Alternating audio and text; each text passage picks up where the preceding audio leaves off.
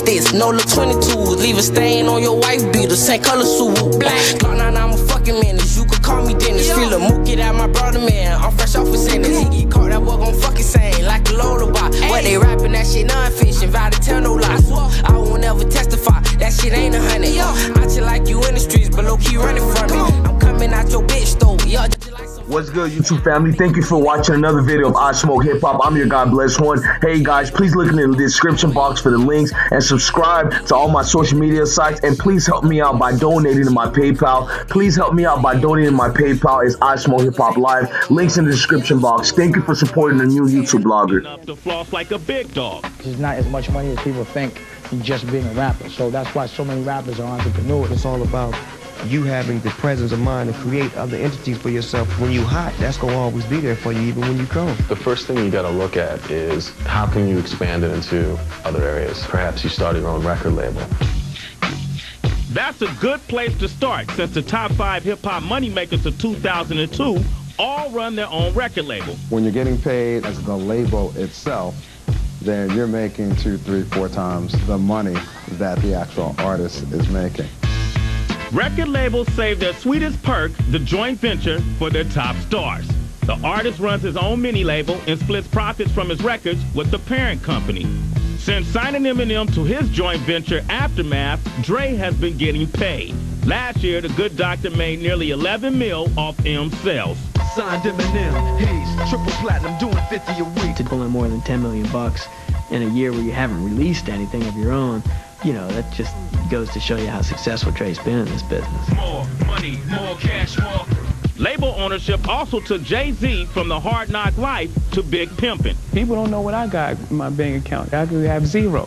Jigga what? Make that zeros, at least 7 of them, according to financial journalist Rob LaFranco, who estimates that Hova raked in $23 million in 2002. I'm a hustler, baby. Hustler. I just want you to know. Jay not only collected money as an entrepreneur, he also collected in advance. They paid him what I'm told is $15 million. Selling records made him rich, but the Rockefeller CEOs also moving clothes, liquor, and movies. It's hard to believe that back in the day, Jigga couldn't give his demo away. No one's giving me a record deal. I had to make my own label. I was taking my records out of trunks and taking them to record stores and dropping them off. It was a struggle. Nobody wanted these guys 5, 6, 7 years ago, so they did it on their own. And now they're collecting the reward for that entrepreneurial venture. Jay turned his imprint into an empire by learning what the richest rappers have always known. You've got to diversify if you're gonna make rhyme pay. An easier way to expand your life expectancy in this business is to become associated with a particular product or service. Make this money, take this money. Ain't no way you can take this money. I think that we have such an impact on fashion and lifestyle. It's a natural progression. Got the clothing line. We have our clothing line, No Limit Clothing. Trying to hold it down. Wouldn't you like to have one of these? The clothing industry really is where it's at. They don't deal in like 5 million, 10 million. They dealing in 100 million. But when you're dealing with Diddy, it's even more. His Sean John clothing line is worth over $300 million. It's the same passion. It's the same person. It's just my other job and something else that I love to do. Hey, going nowhere, cause it's bad boy for life. Diddy and a lot of other rappers have learned that another way to make loads of dough is in Hollywood, as Eminem proved in his film debut, 8 Mile. He's got the #1 song in the country, the #1 album in the country, and soon the #1 movie in the country. Give it up for Eminem. You better lose yourself in the music the moment you own it. You better never let it go. I try not to concentrate on it and just do what I'm doing. And he's doing better than everybody. You know, let's not like rub it in or anything. But acting's not the only new skill on his resume.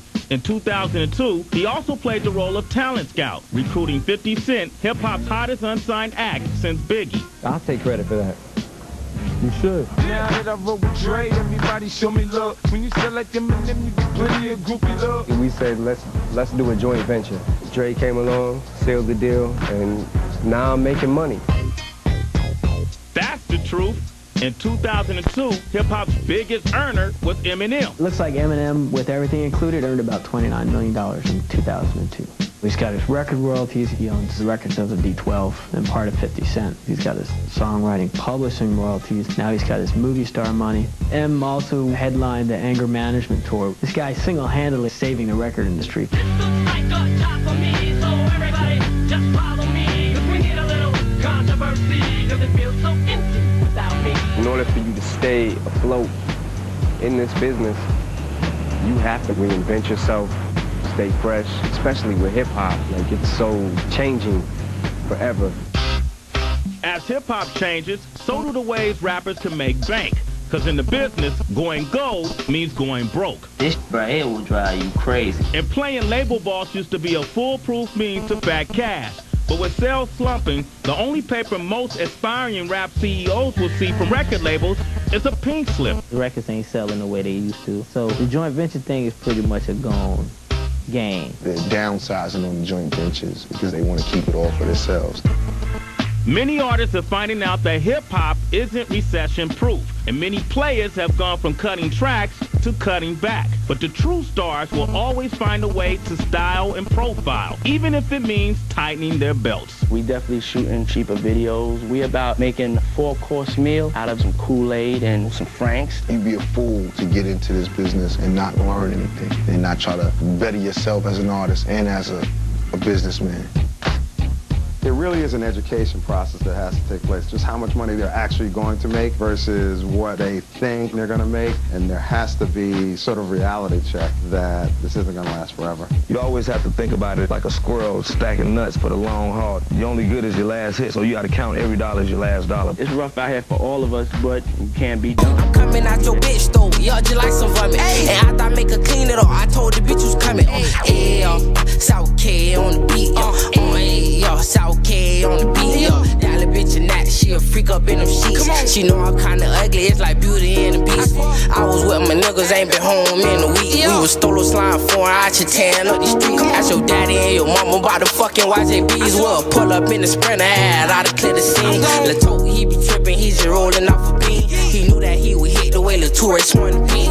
Steamer in the beam, my heart cold below degrees. I'm quick to bless a nigga like he motherfucking sneeze. He just behind me, wrecking someone younger than me.